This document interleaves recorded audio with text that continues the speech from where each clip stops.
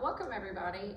My name is Jennifer Brown and I work here at the North Carolina Cooperative Extension Service in both Person and Granville counties, and I teach food and nutrition. So today's workshop is Cooking Manners at Home. This is a curriculum from the Interfaith Food Shuttle, the Share Our Strength, as well as the Cooking Manners organization. All of them have websites and Facebook pages and all that stuff that have recipes, they have videos, they have a lot of different information to help people cook healthier at home, or at least understand if you're going out to eat, how to do so on a budget. But today we're going to kind of talk about two different things: cooking at home, but also doing so on a budget. We're going to kind of put it together there. So this booth right here is kind of we would do grocery store tours. We take people actually at the grocery store and they'd walk around with me and we'd go through the different aisles and talk about what's healthy and what's good for them to purchase and maybe how they could cook stuff at home. So this is my pop-up tour here that I've brought to you all to talk about things at your home. So when you're going through your pantry or you're trying to figure out what you want to have for dinner or for lunch or whatever, we really want you to focus on the My Plate. This is what is now kind of the food guide pyramid, what we grew up with. It's become the My Plate. You can see that there's still 5 food groups, and one of the things you notice about My Plate is it's very bright, it's very colorful, and that's what we want your plate to be. We want it to be full of color. If you're eating a lot of meat, bread, and potatoes, which we all love, or if you're eating a lot of fried foods, that's typically a lot of brown. It's not a lot of variety of different colors. The reason we want that is because typically those colors are signifying to us that there's a lot of nutrients in it. You've probably been told that you need to eat your carrots so you have good eyesight, or this is really good for your skin or your nails or just whatever else. All that stuff is true because they provide different nutrients, different vitamins, different minerals to help you stay healthy, to help your immune system, to help keep your bones strong as you get older, all of that. So make sure your plate is colorful, and as I tell my children, I'm not talking about M&Ms or Skittles or any of that kind of stuff, actual color on the plate. Half of your plate should be fruits and vegetables. We tend to always, I know even at my house, we have to kind of actively try to get our mindset off of what meat are we gonna have for dinner tonight? Whenever we talk about what we're gonna have for dinner, we always start to focus, are we gonna have the chicken? Are we gonna have the pork? Are we gonna have whatever? We really need to think about this side of the plate because that protein source is only 1/4 of your plate, where the fruits and veggies are half of it. So think about what fruits and veggies you have in your house and then try to find a protein that pairs with it. Or it doesn't even have to be meat. There's different ways of protein, such as black beans, peanut butter, eggs. Any of those kinds are good protein sources. Even your dairy products are gonna have a good bit of protein. It doesn't always have to be meat. And even if it is meat, we want to watch our portion sizes. Half of your plate should not be that slab of chicken or that big huge hamburger or whatever. Your serving size for your protein should be about the size of the palm of your hand.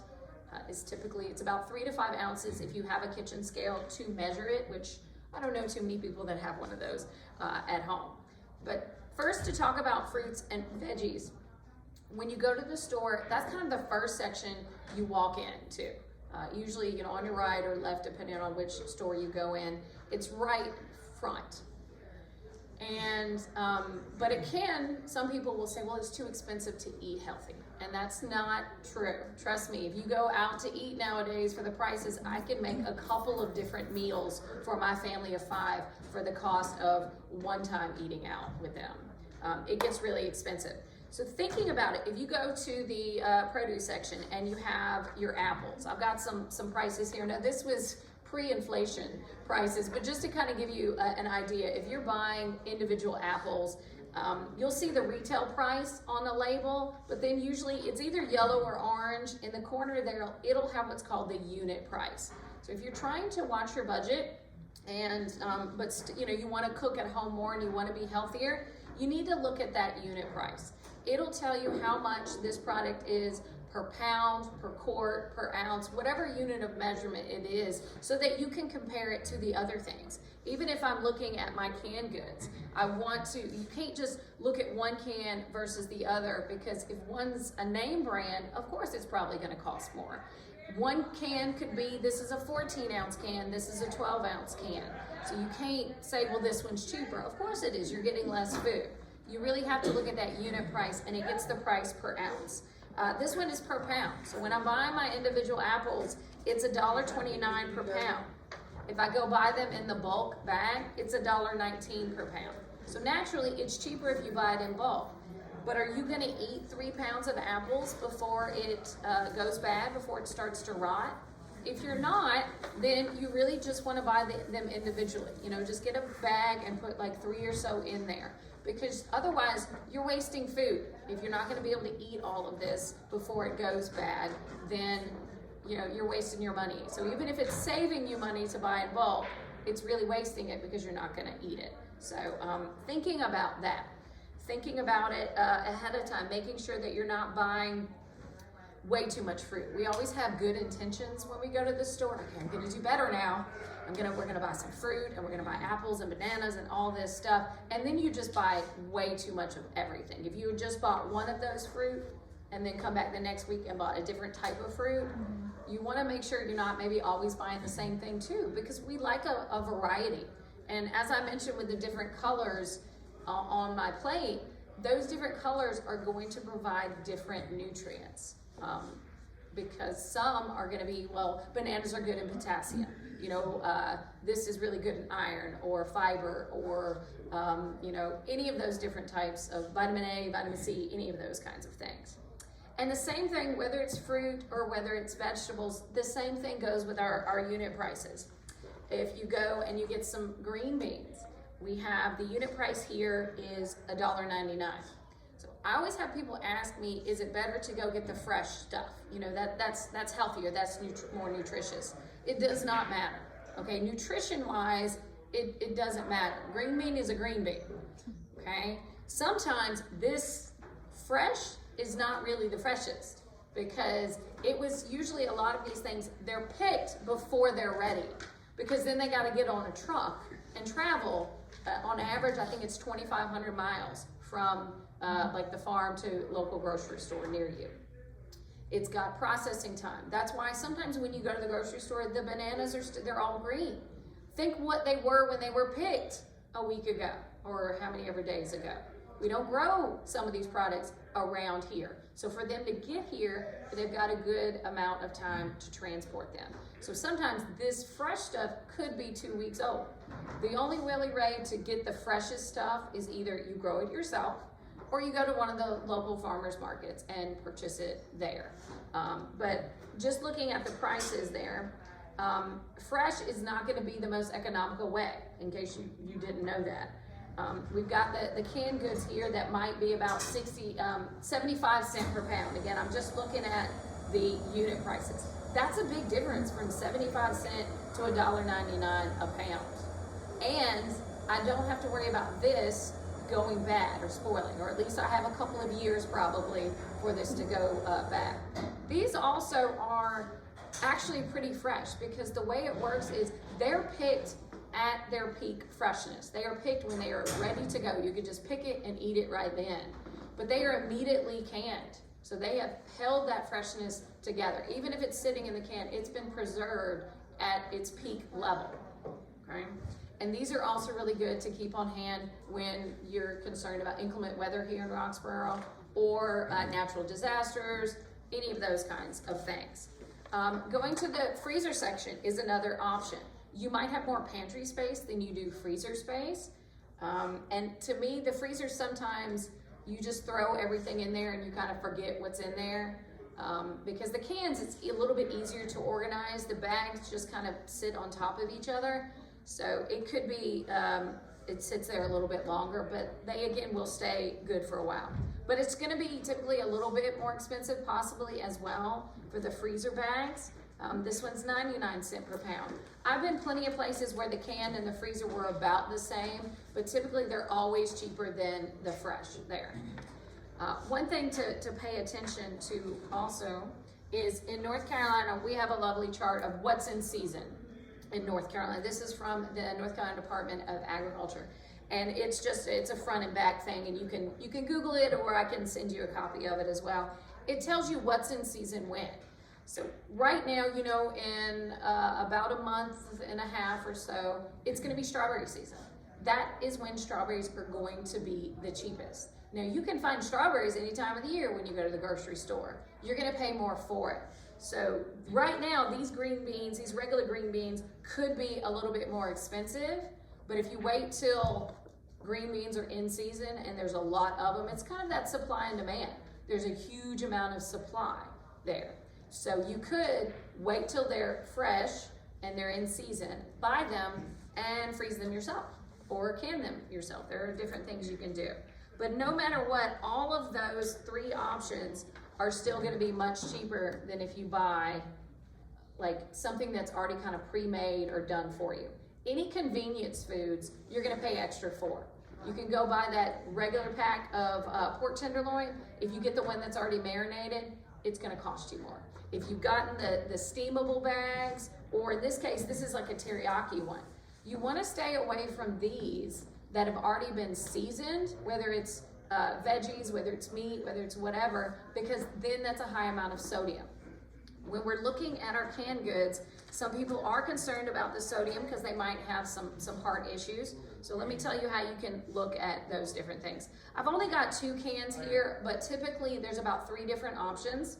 You've got the regular, then you have the one that's reduced sodium, and then you have the one that actually says no salt added on the top of it. And we often refer to our foods and compare it to a stoplight. You know, you've got, this is your green, you're good to go. Yellow, you need to slow down a little bit. And red, you need to stop. Don't eat this that often. So it would be, the no salt added would be that green light. You can eat this anytime you want. The reduced sodium would be that yellow, and then the regular can would be the red stoplight one, if you're concerned about the sodium aspect of it. Because this one has, they typically have about 380 milligrams of sodium, which is salt. The reduced sodium is half of that, so it's going to be 190 milligrams. So that's why we say that's the yellow stoplight, is it's better than this one. And then the no salt added is going to have maybe 0 to like 15. There's going to be a very small amount of it. So that's a big difference, even from the 190 down to 10 or even 0. But both of these are better than 380. Now, I always have people ask, because what if I buy the regular and I rinse it off? Well, you're not going to rinse it all off.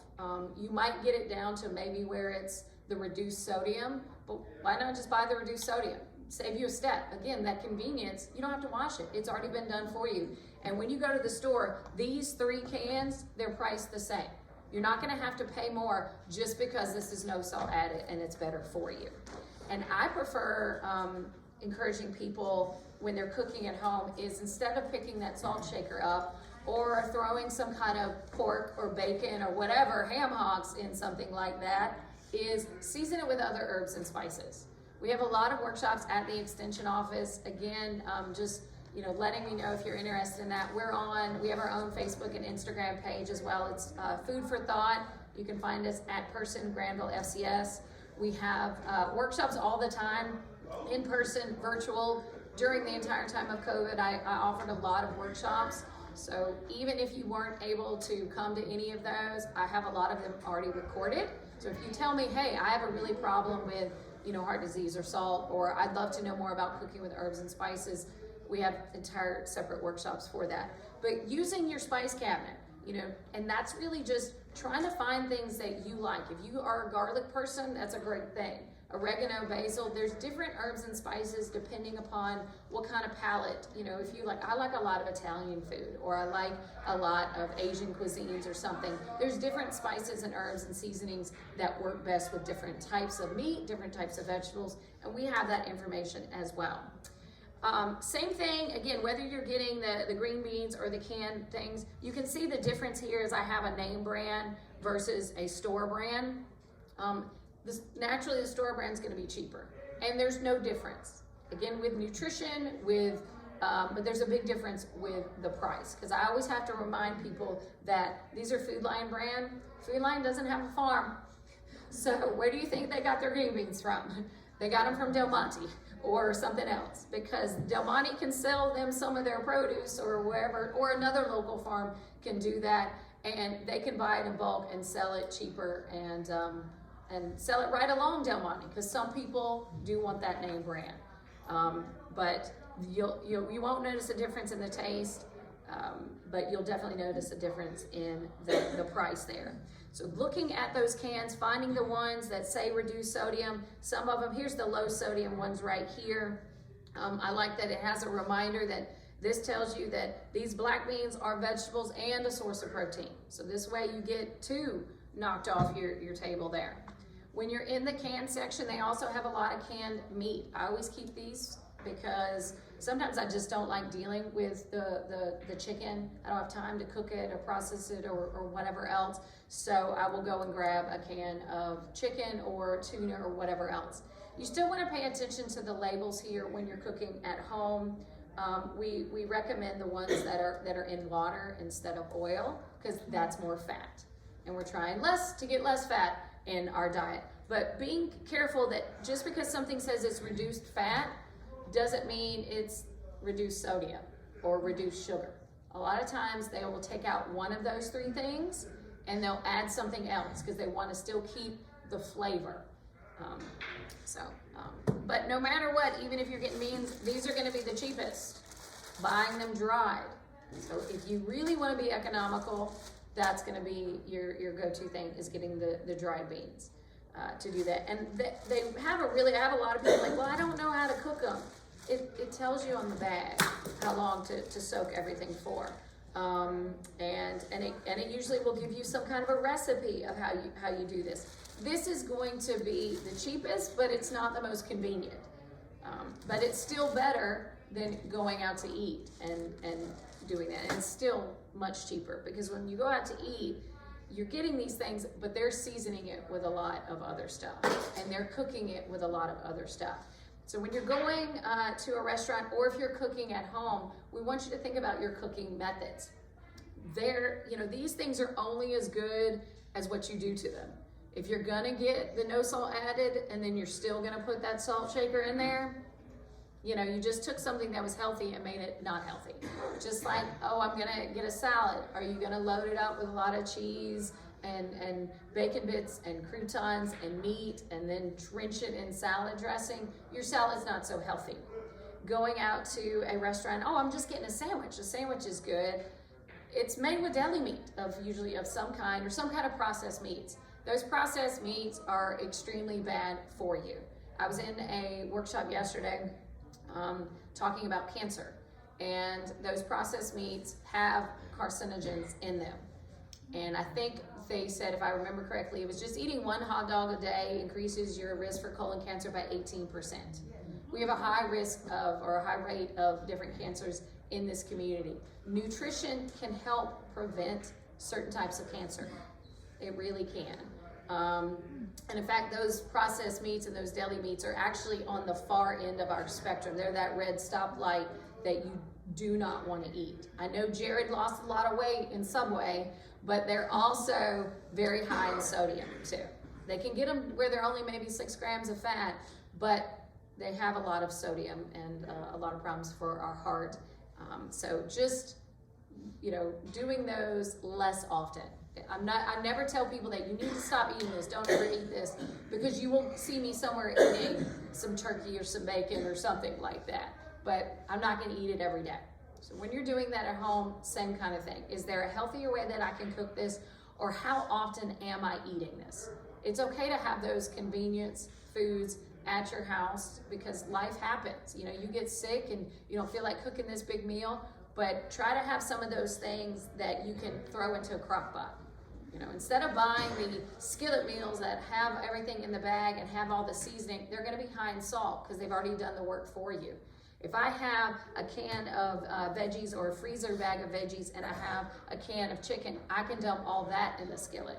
and maybe heat some rice up or heat some pasta up and make a casserole. There's different ways to do that. When you are getting certain pastas, there's this always been this big push lately in the past couple years about carbs are bad. They are not bad for you. In fact, half of the calories that you eat every day should come from carbs. But there's a difference from I'm having some broccoli and some fruit, which have carbs, versus breads, cakes, cookies, and donuts that have carbs. I can have a huge plate of broccoli in order to get 300 calories, or I can have one donut and get 300 calories. So some people think that they have to eat less food. I don't want you to starve yourself, but you just need to eat healthier things. If you are, I'm a bread person, so I love bread. I'm not gonna stop eating my bread or pasta or whatever else, but there's a healthier way to do it. Even if you're a diabetic and you're trying to reduce the amount of carbs or reduce the amount of things that you can do, we want you to get the whole grain.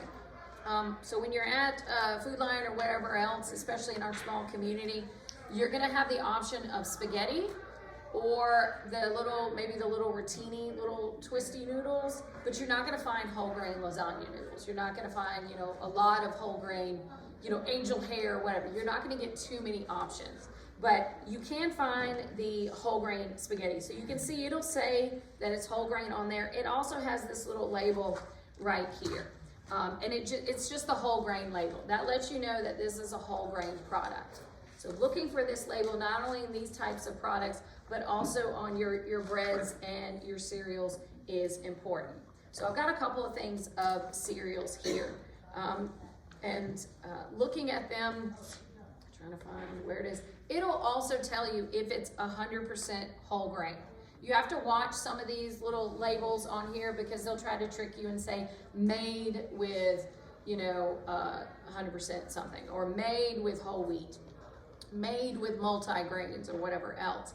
It may not be that it's an actual 100% whole grain product. The way you know that is you look at the ingredient list when you're picking out items to make or to eat at home. This says whole grain oats is the #1 ingredient, and that's what your whole grain products will say on there, okay? Comparing these two, the regular Cheerios and the Honey Nut, both of them, again, are whole grain products, but it tells you in the name, it's got honey. Honey is sugar. This is going to have a higher amount of sugar. Comparing the two, this one has 1 gram of sugar, this has 9. So if you were a diabetic, there could be a big difference, especially if you're not watching portion sizes. So for the Cheerios, it says a portion size is 1 cup of cereal. Now, doesn't that make you feel bad? Because nobody eats that tiny little, my kids might eat that tiny little amount of cereal. So all this time, you might have been eating something that is actually good for you, but you're eating too much of it. So 1 cup of Cheerios, is 100 calories. So if you're eating 2 of these in your bowl, you're getting more calories than you think you are. It might not be a bad thing, but if you're eating the sugary cereal, the one that has that much more sugar, and that means you're getting possibly 18 grams of sugar if you're not eating too much. And actually, this one is 1 cup, it's not gonna stand. The serving size of this one is 3/4 of a cup. So less cereal gets you 9 grams of sugar there. Thinking about that, reading that label. And that doesn't count your milk. It also says how many calories it is if you have a 1/2 cup of milk. So 1 cup of cereal and then 1/2 cup. It says skim milk. So if you're using 1%, 2%, or whole milk, it's got more fat. It's got more calories in it. All of those different types of milk have the same amount of calcium. So it's not like I need to drink whole milk so I can help keep my bones strong. Any of those milks will do that. But if you're getting double the amount of cereal, you're probably putting in double the amount of milk. And if you're getting a higher fat milk, your cereal with the milk could be 500 calories. It could be like as many calories as if you went out to eat at a fast food place and got a breakfast sandwich. I'm not telling you to go do that because it's the same amount of calories, because that one's gonna have more fat. It's gonna have more salt or whatever else eating out. So this is a cheaper way. Also, these are name brand right here. I don't buy anything pretty much name brand. It's all because there's some Food Lion, I think they call them Tasty-O's or something. You know, there's some kind of version they taste just like Cheerios. Because again, they are Cheerios. They're just put in a different thing. Those two are still better than some of these other ones. And these are the small little cereals that our children are fed in the schools for breakfast. They have tweaked the recipe of these. So I think these now, believe it or not, sad to say, are actually whole grain. So, because that's a requirement of the schools. In order to serve the kids, it has to be a whole grain. So these companies didn't want to miss out on all that money selling this stuff to the schools, so they tweaked it. So these are whole grains. It doesn't mean just because they're whole grain cereal, they're healthy for you. They're still, this one has 9 grams of sugar. So this is just like eating the Honey Nut Cheerios, the Fruit Loops, equivalent to that amount of sugar there. Frosted Flakes has 12 grams, and anything with chocolate is going to be more. This is 15 grams. Same thing with your milk. Your regular milks, no matter what level of milk it is going to be about 12 grams of sugar. Just by getting chocolate milk, it's like 22 grams of sugar. It doubles there. When you are buying stuff or making stuff, cooking stuff around your home, it's really good if you can use plain stuff. It's better if you can use, these are like the quick oats, but if you can get these steel cut oats, again, it's going to require you to cook your oats maybe the night before or a little bit longer than just throwing these in. Or even if you're buying the instant packets, we recommend you getting the plain kind. You can add a little bit of extra stuff or some fruit or other stuff to yours, but there's going to be a big difference in the labels here. So 0 grams of sugar, 12 grams of sugar.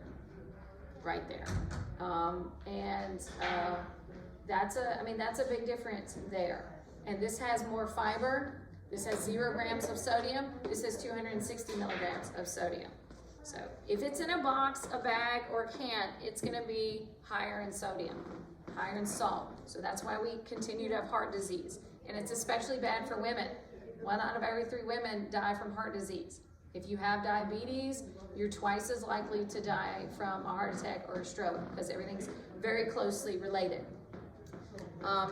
Another breakfast option for people if you want to eat at home, but you just need to pay attention, is yogurt. A lot of people think yogurt, oh, it's good and it's, you know, healthy for me. It can be. I like to get plain yogurt and make my own yogurt parfait. So I could get some cereal or granola and put it in with my cup of yogurt, and I can also add some fresh berries in there and eat that for a nice breakfast. But if you're buying the convenient stuff and they've already done it for you, it's going to be not as healthy for you. So I've got 3 different types of yogurt. This is the plain yogurt. It happens to be Greek yogurt. It doesn't really matter. It's just the fact that it's plain there. This, again, is just 1 container is the serving size, 90 calories, 0 grams of fat, 4 grams of sugar, 70 milligrams of salt. I don't think about salt in my yogurt, but it's there. This is the Greek yogurt, but it has raspberries supposedly in it. 16 grams of sugar in this tiny little container right here. But it's still better than, this one has Oreos in it, and this is 24 grams of sugar there. So you can kind of see there that green stoplight, yellow stoplight, red stoplight kind of foods that we're talking about. But all of these things just kind of give you ideas of ways that you can cook at home and be a little bit healthier. If you are getting some veggies, again, even as I mentioned, it's better for you getting where it's not been done for you. You get the whole carrots, whether they're in a bag or not, and you have to cut them up or whatever else. If you start to buy them and they're the little baby cut, it's gonna cost more.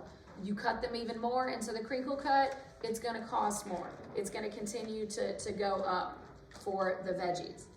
For the fruits, here we were concerned about salt. The fruits is sugar.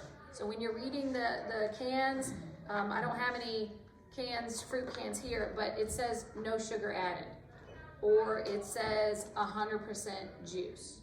But staying away from the ones that are heavy or even light in syrup. Okay, those are the things that we definitely want to stay away from. If you're buying, concerned about portion sizes, buying them in the small little containers. applesauce or the peaches or whatever else, making sure that are 100% juice there, or that it has the no sugar added. So when you're getting applesauce, it'll say unsweetened, because fruit already has sugar in it. It already has been sweetened. You don't need to add for it. I'm not necessarily promoting Food Lion, but that's, I brought in one of their circulars. This is really good to plan your meals out. So they come out every, I believe, Wednesday through every Tuesday. So getting this and looking through it and trying to plan, oh, this is on sale. This is what we're gonna have this week. Oh, and this thing is, we'll pair this meat with this veggie and have a nice meal if you're trying to be, economical. Also, in Food Lion, it has these 3-star kind of ratings. It's called the Guiding Star Program, and it's kind of like my stoplight. The 1 star is good, the 2 stars is better, the 3 stars is best. I'll just pass this around really quickly, and you can see just on the container of oats that it has 3 stars there. You can see what that logo is. So this is for the Food Lion products only. Again, another recommendation for if you're buying the Food Lion brand is it has that. So my regular pasta only has 2 stars. My whole grain has 3. Okay. But another thing for whole grain is there anything that I can substitute, that I can reduce, or that I can eliminate when you're talking about cooking at home? So one of the things that I will eliminate is my pasta. I want to have spaghetti. I will buy a spaghetti squash and cook that, and then you just take your fork and kind of string it out, scrape it out, and it'll come out in spaghetti strings. So that is what I do. So I can, instead of having, I think it's usually 400 calories if I have a spaghetti meal, I'm getting rid of 200 calories right here, and I'm replacing it with a serving of vegetables, because I know that I probably get enough bread or enough pasta or enough oatmeal or enough cereal or something. I'm not going to be deficient in my grains category. So paying attention to these things. The Food Lion also has a really good app. If you are technology proficient, they have a good app, and I'm sure a lot of us are familiar with the MVP program. You've got your little card. You can use your app to track how much money you're saving on your card, as well as they have the, I think it's the Save and Earn program is what it's called, that they have, you sign up again on the app, and it has where during the month of March, these are the Save and Earn products here, or things that if I spend $20 in or it's usually more than that, but say $30 in the produce section, we'll give you $3 back. If you spend this much in the protein section, we'll give you $5 back. So at the end of the month of March, I have made money off of buying products I'm gonna buy anyway. And it loads that money that I've saved, that I've made, onto my MVP card. And it'll take it off the next time I go to that. I think just when I last looked, just within a couple of months, or I know with the MVP, I saved, say, $200. And then they have coupons you can load up, because I don't cut out coupons because I always forget and leave them at home. But they have electronic coupons in the app. I can save another $100 there, and then I've earned $100 from the Save and Earn program. I think last year it might have been $800 I'd either saved or made or something like that just using that app. So it can make a really big difference there. Again, just a reminder that we are here in the county. We can come back here and teach any specific workshop if you're interested in another topic. You can again check us out on our Facebook and Instagram page. It's called Food for Thought, but you can just Google Person Granville FCS, and it'll take you to all of the different information that we have, and you keep up with the workshops that we've got coming up. You have a packet of some of the information that I've kind of gone over to help you, give you some more tips on cooking at home and doing so healthy. I have a Lunch and Learn workshop that we do every month. Typically it's on the second Tuesday of the month.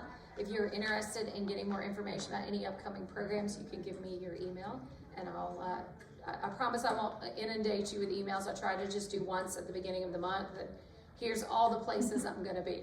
But that's all I have for you guys. Thanks so much. Thank you, Jennifer.